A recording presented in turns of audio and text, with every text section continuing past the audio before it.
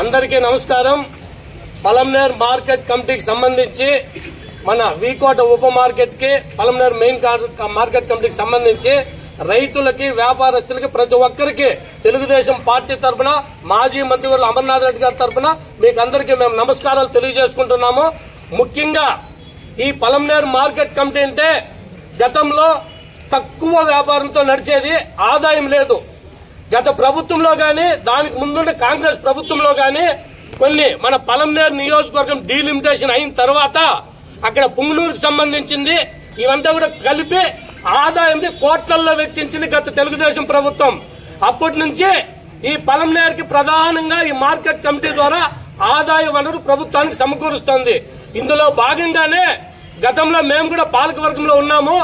ఈ మార్కెట్ కమిటీని ఎంతో ఖర్చు పెట్టి మా మాజీ చైర్మన్ రామచంద్రరావు గారు గాని మళ్ళీ అమర్నాథ్ రెడ్డి గారు గాని లక్షలకు లక్షలు వెచ్చించి ఇక్కడ అభివృద్ధి కార్యక్రమాలు చేపట్టడం జరిగింది.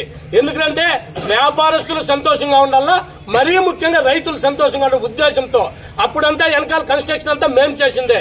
అందులో భాగంగానే వీకోట ఉప మార్కెట్ ను కూడా అత్యంత ఆధునీకరణతో ముఖ్యమంత్రి గారు అప్పుడు చంద్రబాబు నాయుడు గారితో కొట్లాడి మరీ సీసీ రోడ్లు గాని తాగునీరు గాని అవన్నీ కూడా అభివృద్ధి చేసింది మేమే, మా పాలక వర్గమే.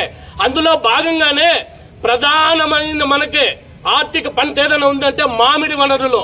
అందులో భాగంగానే వీకోట మండలం శివునికుప్పం రెవెన్యూలో 7 ఎకరాల 9 సెంట్లు మామిడికాయలు ఎగుమతులు దిగుమతులకి రైతులకి వ్యాపారస్తులకి మంచి అనుకూలమైన చోట అంత విస్తీర్ణం గల భూమిని మేము అప్పుడు గ్యాదర్ చేసి వాళ్ళకి ఇవ్వడం జరిగింది.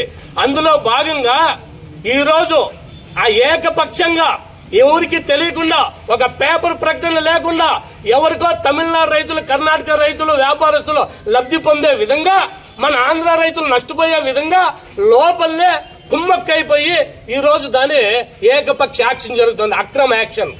మేము దాని విరుద్ధ అడ్డుకోవడం జరిగింది. అధికారులకు ఏం విన్నవించుకుంటున్నామంటే ఇక్కడ రైతులకి వ్యాపారస్తులకి మన నియోజకవర్గంలోకి అందరికీ తెలియచేయండి, పేపర్ ప్రకటన వేయండి, దండోరత వేయించండి.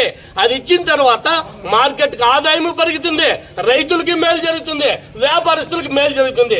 మీరు ఇది కాకుండా ఇంకొక 10 రోజుల్లో ఎలక్షన్ కోడ్ పెట్టుకుని మీరు లోపల చీకటి ఒప్పందాలు కుదుర్చుకొని మీరు లోపల ఆమ్యామ్యాలు చేసుకుని ఈ రోజు ఎవరికో కట్టబెడతారా? కర్ణాటక ప్రాంతంలో వచ్చినారు, మన పలమనేరులకు తెలియదు, వీకోటలకు తెలియదు. వీకోటలు యాక్షన్ చేసేది వీకోట రైతులకే తెలియదు, పెద్ద రైతులకి. కాబట్టి ఈ నిర్ణయాన్ని రద్దుపరిచి ఈ అక్రమ యాక్షన్ రద్దుపరిచి మళ్ళీ న్యాయంగా వెళ్ళండి. ఇది ప్రభుత్వ ఖజానాకి ఎటువంటి నష్టం వాటిల్లకూడదు అనేది మేము అమర్నాథ్ రెడ్డి గారి తరఫున మేము గట్టిగా కోరుతున్నాము. ఈ యాక్షన్ ఇంతటితో ఆపకపోతే ఖచ్చితంగా మేము ధర్నా చేస్తాము, దీని మీద కోర్టుకు కూడా వెళ్తామని కూడా మేము ఈ సభాముఖంగా తెలియజేస్తున్నాము. ప్రధానంగా మన ప్రాంత రైతులకు మేలు జరగాలని మేము